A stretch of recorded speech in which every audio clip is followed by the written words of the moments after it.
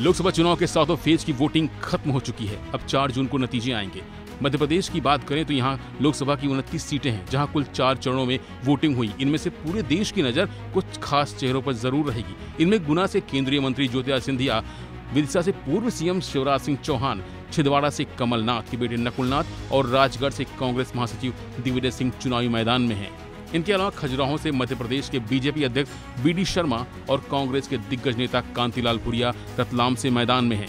मध्य प्रदेश की 29 लोकसभा सीटों पर 4 चरणों में मतदान किया गया, जिसमें 19 अप्रैल को सीधी, शहडोल, जबलपुर, मंडला, बालाघाट और छिंदवाड़ा में मतदान किया गया।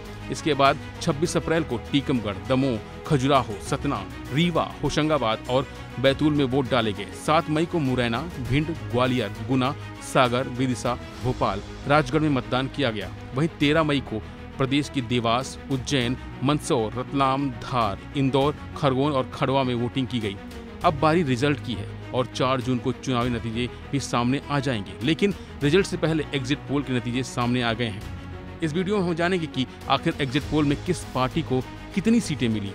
सबसे पहले बात कर लेते हैं सी वोटर्स की, जिसने एनडीए गठबंधन को 26 से 28 सीटें दी हैं और इंडिया गठबंधन को 1 से 3 सीटें दी हैं, जबकि अदर्स के हाथ कुछ नहीं लगा है। वहीं इंडिया टुडे एक्सेस माई इंडिया की बात करें तो इसने एनडीए गठबंधन को 28 से 29 सीटें दी हैं, इंडिया गठबंधन को 1 सीटें दी हैं और अदर्स के हाथ यहां भी कुछ नहीं लगा है।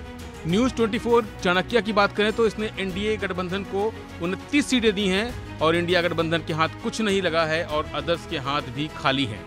अब बात कर लेते हैं इंडिया टीवी सीएनएक्स की, जिसने एनडीए को 28 से 29 सीटें दी हैं, इंडिया गठबंधन को 1 सीटें दी हैं और अदर्स के हाथ कुछ नहीं लगा है। ये तो बात रही मध्य प्रदेश की। वहीं अगर हम बात करें छत्तीसगढ़ की, तो छत्तीसगढ़ में लोकसभा की 11 सीटें हैं। इन सीटों पर 3 चरणों में चुनाव हुए। पहले फेज में 1 सीट पर, दूसरे फेज में 3 सीट पर और तीसरे चरण में बची हुई 7 सीटों पर मतदान हुआ।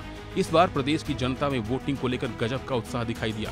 बीजेपी और कांग्रेस ने अपनी अपनी जीत के दावे किए। छत्तीसगढ़ की 11 लोकसभा सीटों पर बीजेपी और कांग्रेस के बीच कड़ा मुकाबला है। इस बार कई सीटों पर कांटे की टक्कर है। राजनांदगांव से लोकसभा सीट से कांग्रेस ने भूपेश बघेल को टिकट दिया है। वह राज्य के पूर्व मुख्यमंत्री हैं। वहीं बीजेपी ने मौजूदा सांसद संतोष पांडे को टिकट दिया है, जिसके बाद लड़ाई और रोचक हो गई है। वहीं कोरबा लोकसभा सीट से कांग्रेस की ज्योत्ना महंत के खिलाफ बीजेपी ने पार्टी की सीनियर नेता सरोज पांडे को मैदान में उतारा है। वोटिंग खत्म हो चुकी है। अब बारी रिजल्ट की है। 4 जून को चुनावी नतीजे भी सामने आ जाएंगे, लेकिन रिजल्ट से पहले एग्जिट पोल के नतीजे सामने आ गए हैं। इस वीडियो में हम जानेंगे कि आखिर छत्तीसगढ़ एग्जिट पोल में किस पार्टी को कितनी सीटें मिली। सबसे पहले बात कर लेते हैं सी वोटर्स की, जहां जिसने एनडीए गठबंधन को 10 से 11 सीटें दी हैं और इंडिया गठबंधन को 1 सीट दी है और अदर्स के हाथ यहां कुछ नहीं लगा है। वहीं बात करते हैं इंडिया टुडे एक्सेस माई इंडिया की, तो उसने एनडीए गठबंधन को 10 से 11 सीट दी है और इंडिया गठबंधन को 1 सीट दी है। यहाँ अदर्स के हाथ कुछ नहीं लगा है। वहीं न्यूज 24 चाणक्य की बात करें तो इसने एनडीए गठबंधन को 11 सीटें दी हैं, इंडिया गठबंधन के हाथ कुछ नहीं लगा है और अदर्स के हाथ भी खाली हैं। बात इंडिया टीवी सीएनएक्स की करते हैं तो इसने एनडीए गठबंधन को 10 से 11 सीट दी है, इंडिया गठबंधन को 1 सीट दी है और अदर्स के हाथ यहाँ पर कुछ नहीं लगा है। ये तो रहा एग्जिट पोल का आंकड़ा, लेकिन हम आपको क्लियर करना चाहते हैं कि ये सिर्फ एक अनुमान है, फाइनल नतीजे नहीं है। फाइनल नतीजे 4 जून को आएंगे, तो इंतजार कीजिए 4 जून का। फिलहाल के लिए इतना ही। बाकी अपडेट के लिए बने रहिए वन इंडिया हिंदी के साथ।